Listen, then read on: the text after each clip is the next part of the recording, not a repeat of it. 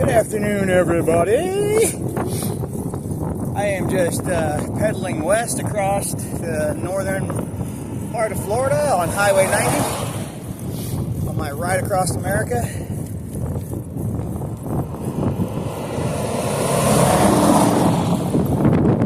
Woo. Breeze off the tractor trailer going by. As I pedal along, I've had a request for another sea story, a specific sea story. So here goes. Now this one, people will have to forgive me if I get it wrong because it was a long time ago and the memory is a little sketchy. Some details are a little fuzzy. But anyways, when I joined the Navy, I knew I wanted to be a Navy Seabee. Went to boot camp, undesignated, which was stupid. But ended up graduating boot camp and having to go through some seamanship school or something for a month in San Diego after boot camp. And then in that course, they told us, I think the top 2 or 3 out of the class we get to pick from available A schools. So I studied knots and chip and paint and whatever else they taught us in that school. I don't remember what order we finished in, but a buddy of mine that ended up going to A school with me, we both were able to pick, and we picked utilitiesman, which was a CB rate. At that point, I thought CB was just its own rate. I didn't realize there was 8 CB ratings.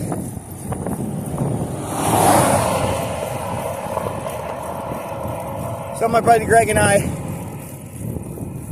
went to a travel office thinking that we were going from San Diego to Port Hueneme, California, the home of the Pacific Fleet CBs. And then the travel office gave us plane tickets, and we were like, plane tickets? Can't we just take the bus up to Hueneme? And then that's the first time in my life I heard of a place called Gulfport, Mississippi.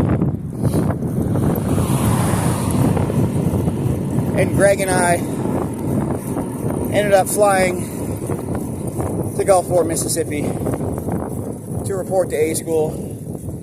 I don't know if any of you are familiar with Gulfport, Biloxi. Nowadays, they have legalized gambling, casinos. Some people refer to it as the Redneck Riviera. Back in 1989, none of that stuff was there. We landed at a tiny little airport with gate 1 and gate 2 at either end of the building. And it was really a shock to me. Where the heck did the Navy send us? When we got to the CD base, a lot of the old buildings looked like something you'd see out of a World War II movie. And we did have fairly modern barracks, but anyways, that's how I ended up in Gulfport, Mississippi. And I tell that to tell this. That while we were in A school, there was myself and Greg and 2 other guys that became close, and we went everywhere together. Now, I suppose in all fairness, part of what brought us together was one of those guys, Jamie, had a pickup truck.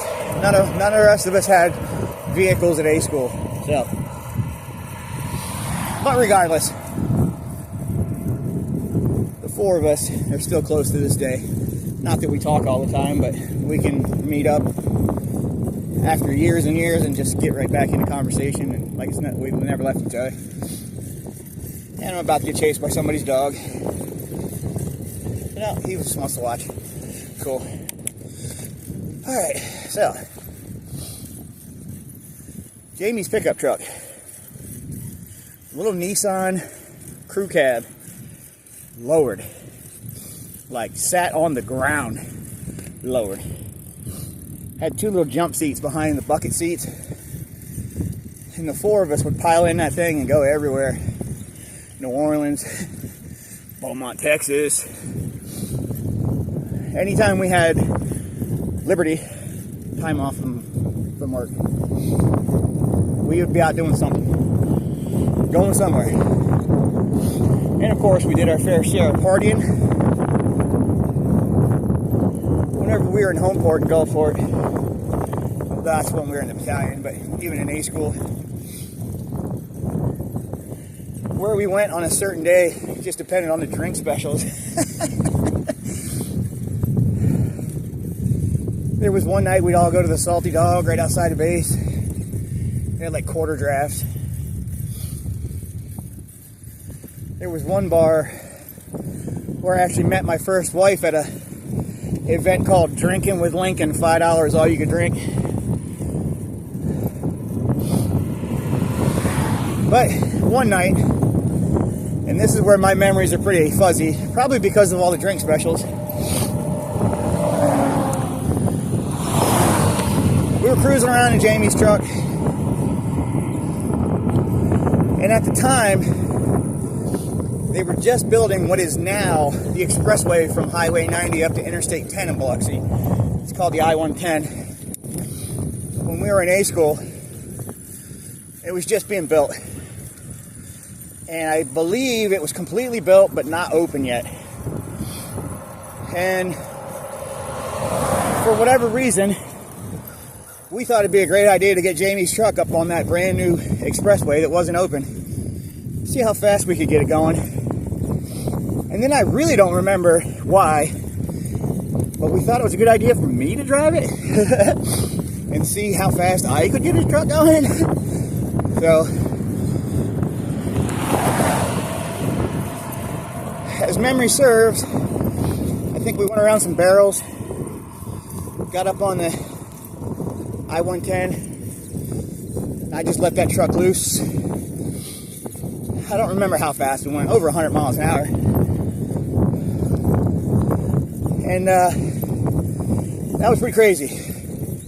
Driving a little tiny Nissan, slammed to the ground that fast.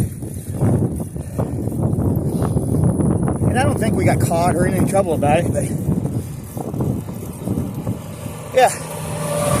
That's just the crazy kind of stuff we did. When we got out of A school, my three buddies all went to Battalion 7. And I went to Guantanamo Bay, Cuba. Back then, nobody knew where Gitmo was. Now everybody knows we have since used it as a POW camp and a place to store migrants and everything else. But I was there for 18 months, and then when I got a chance to get orders and get out of there, I went to Battalion 7 to reunite with my three buddies. And yeah, that's a brief little story about three Navy buddies that is just funny over the years. We're close, but we can go a long, long time without talking to each other.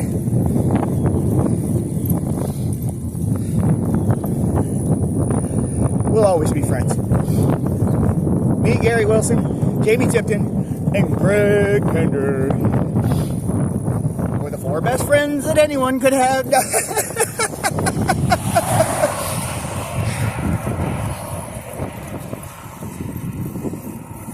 Anyways, Greg actually wanted to hear that sea story.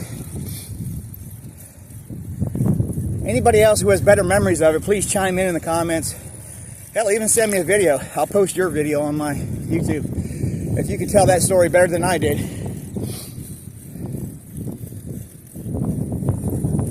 Anyways, pedal, pedal, pedal, I'm heading to the west.